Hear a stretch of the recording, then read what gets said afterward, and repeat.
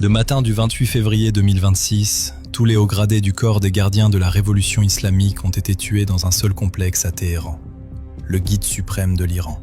Ses généraux les plus haut placés. Les architectes de 30 ans de guerre par procuration à travers le Moyen-Orient. Disparus. Éliminés en moins de 60 minutes. Mais un homme n'était pas dans ce bâtiment.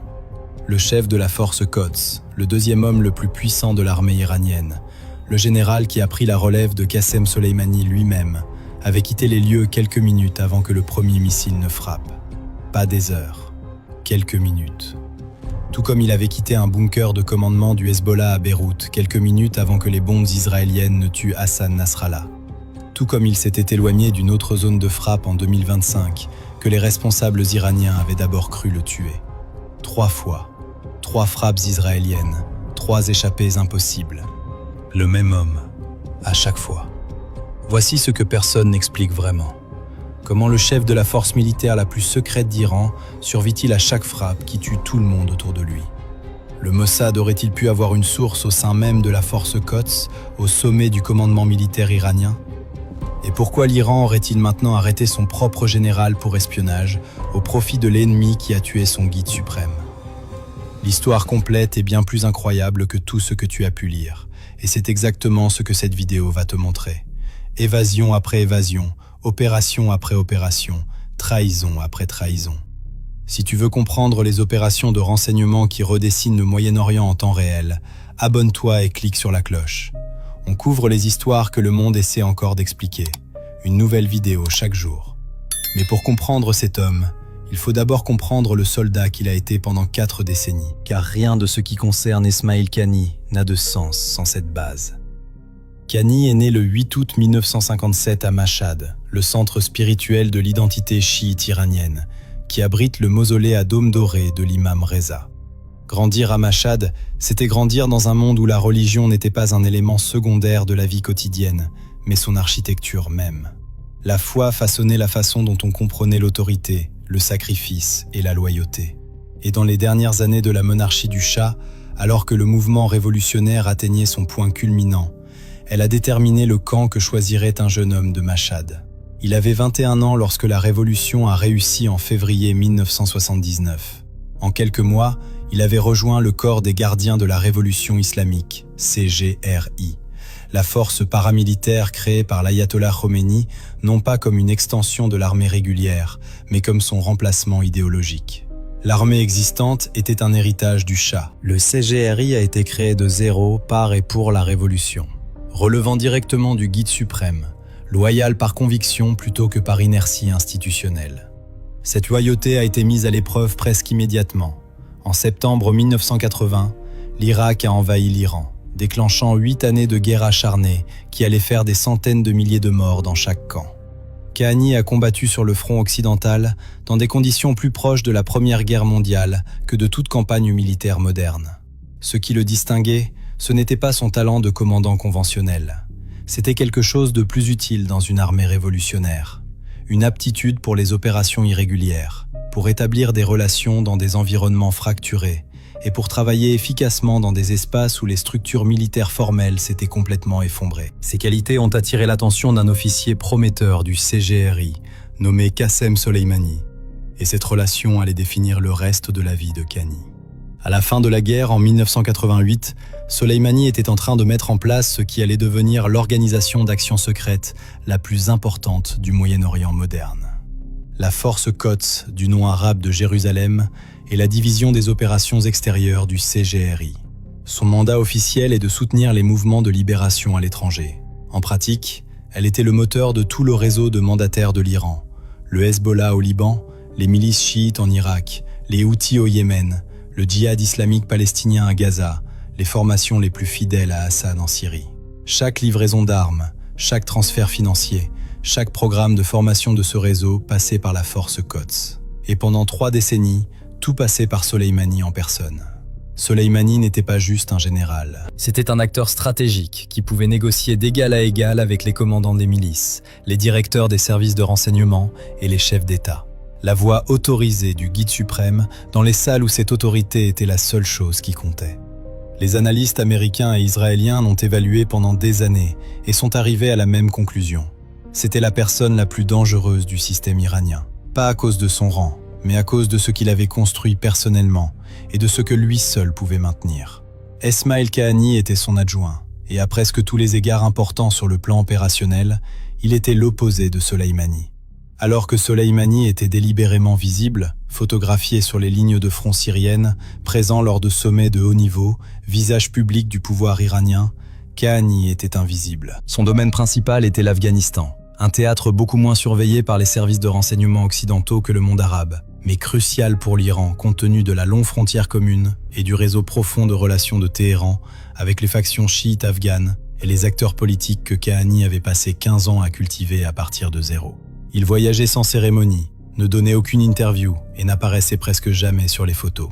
Dans une organisation fondée sur le déni, Kahani était le plus discipliné. Et cette discipline, cette invisibilité cultivée, allait plus tard rendre les accusations portées contre lui à la fois plus convaincantes et plus difficiles à prouver. Puis, le 3 janvier 2020, une seule frappe américaine par drone a tout changé. Près de l'aéroport international de Bagdad, un MQ-9 Reaper a tiré des missiles Hellfire sur un convoi qui quittait le terminal. 10 personnes ont été tuées. La cible principale était Qassem Soleimani, mort sur une route de Bagdad suite à une frappe autorisée personnellement par le président Donald Trump. Le choc à Téhéran a été réel. Soleimani n'était pas seulement important, il était irremplaçable. Un homme dont les relations et le réseau opérationnel existaient grâce à sa personnalité et non grâce à une structure qui aurait pu être héritée par son successeur. Quelques heures après la mort de Soleimani, Khamenei a nommé Esmail Kahani nouveau commandant de la force Quds. Cette nomination visait à assurer la continuité. En interne, la réalité était plus inconfortable. Kahani n'avait pas les liens personnels profonds que Soleimani avait tissés avec les dirigeants du Hezbollah au fil de décennies de collaboration directe. Il n'avait pas le poids politique à Bagdad qui avait fait de Soleimani une sorte de faiseur de roi dans la politique irakienne. Il endossait un rôle entièrement défini par un homme irremplaçable, au moment même où l'axe de la résistance avait le plus besoin de leadership. Pendant les 4 années qui ont suivi, Kahani s'est efforcé de maintenir la cohésion du réseau, discrètement, invisiblement, comme il l'avait toujours fait. Et chaque fois que l'ennemi frappait, chaque fois qu'une opération du Mossad éliminait quelqu'un qui était censé être intouchable, Esmail Kahani s'en sortait indemne. Jusqu'à ce que Téhéran cesse de parler de chance et commence à se demander qui l'avait prévenu. À l'été 2024, l'architecture que Qassem Soleimani avait mis 3 décennies à construire commençait à se fissurer. Pas lentement, pas progressivement. Elle se fissurait à une vitesse que personne au sein du leadership iranien n'avait osé imaginer sérieusement. Le premier coup a été porté le 31 juillet 2024, à Téhéran même. Ismail Haniyeh, le chef politique du Hamas, qui s'était rendu dans la capitale iranienne pour assister à l'investiture du nouveau président Massoud Pezeshkian, a été tué alors qu'il dormait dans une maison d'hôte du quartier de Zafaraniye, au nord de Téhéran. Il a probablement été tué par un engin placé dans la chambre plusieurs semaines ou mois avant son arrivée, et non par un missile venu de l'extérieur, mais par une arme qui l'attendait. Haniyeh était entouré par la sécurité du CGRI. Il se trouvait dans l'un des établissements les plus protégés de la capitale de la République islamique. Mais ça n'a servi à rien. Le Mossad avait atteint le cœur de Téhéran. Le périmètre que Khamenei croyait impénétrable avait été franchi, pas depuis les airs, mais de l'intérieur. Au sein du CGRI, le meurtre de Haniyeh a déclenché une enquête interne immédiate et très inconfortable. Comment un engin avait-il pu être placé dans une maison d'hôte gouvernementale sécurisée? Qui y avait accès? Qui savait que Haniyeh allait séjourner dans cette chambre précise? L'enquête n'a donné aucune réponse publique. Mais elle a produit autre chose, une conscience accrue, presque paranoïaque, que l'organisation avait très certainement des problèmes d'infiltration qu'elle n'avait pas encore identifiés. Des fuites qu'elle n'avait pas encore repérées, des sources qu'elle n'avait pas encore trouvées. Cette prise de conscience allait devenir cruciale 6 semaines plus tard. En septembre 2024, le sud du Liban était devenu le théâtre le plus dangereux de la région. Israël et le Hezbollah échangeaient des tirs à travers la frontière libanaise depuis octobre 2023, lorsque le Hezbollah avait ouvert un 2e front après l'offensive sur Gaza. Pendant près d'1 an, les échanges avaient été calibrés, aucune des 2 parties ne souhaitant déclencher une guerre totale. Puis, le 17 septembre, ce calcul s'est effondré. Ce jour-là, des milliers de pagers appartenant à des agents du Hezbollah à travers le Liban ont explosé en même temps. Les appareils avaient été compromis dans une opération de chaîne d'approvisionnement. la plus sophistiquée jamais réalisée, avec des charges explosives miniaturisées intégrées pendant le processus de fabrication. Les détonations ont tué des dizaines de personnes au cours de 2 jours d'attaques coordonnées et en ont blessé des milliers d'autres, aveuglant une partie importante du réseau de communication opérationnel du Hezbollah en un seul après-midi. Le lendemain, la même opération a visé les radios portatives, d'autres explosions, d'autres victimes, d'autres confusions. La structure de commandement et de contrôle du Hezbollah, qui avait survécu à des décennies de ciblage israélien, a été paralysée en 48 heures. Immédiatement après l'opération contre les Pagers, les hauts commandants du Hezbollah ont été convoqués à une réunion d'urgence dans les installations les plus protégées de l'organisation. Son quartier général souterrain, situé profondément sous la banlieue de Daillé, au sud de Beyrouth. Cet endroit était le centre névralgique des opérations militaires du Hezbollah. En béton armé, à plusieurs niveaux sous la surface, il avait été spécialement conçu pour résister exactement au type d'attaque aérienne que tout le monde dans la région savait désormais imminente. Hassan Nasrallah, le secrétaire général du Hezbollah, est arrivé pour présider la réunion. Les hauts commandants se sont rassemblés autour de lui. Les protocoles de sécurité du bâtiment étaient au niveau le plus élevé. Esmail Kahani était aussi à Beyrouth.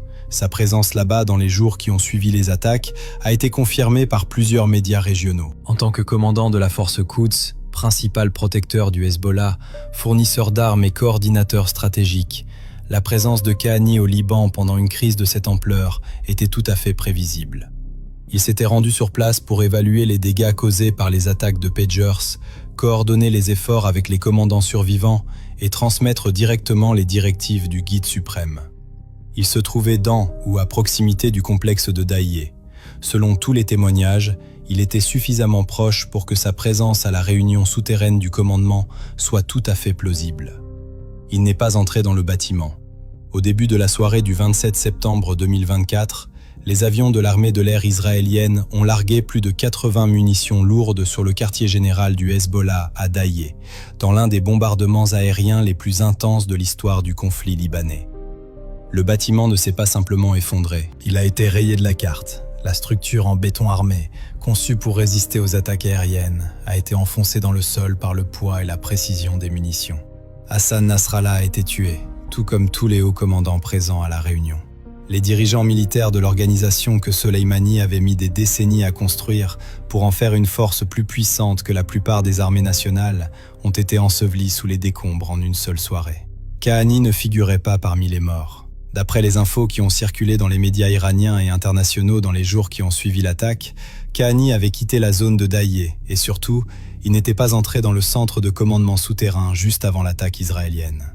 D'après la plupart des témoignages, il s'agissait d'une question de minutes et non d'une heure. Il ne s'agissait pas d'un changement de programme décidé la veille, quelques minutes. Il était suffisamment proche du centre pour qu'on s'attende à le trouver à l'intérieur. Pour des raisons soit extrêmement chanceuses, soit extrêmement suspectes, il ne s'y trouvait pas lorsque les bombes ont frappé. À Téhéran, la réaction initiale du public a été une colère maîtrisée. Khamenei a publié une déclaration promettant vengeance. Le CGRI a publié des hommages à Nasrallah.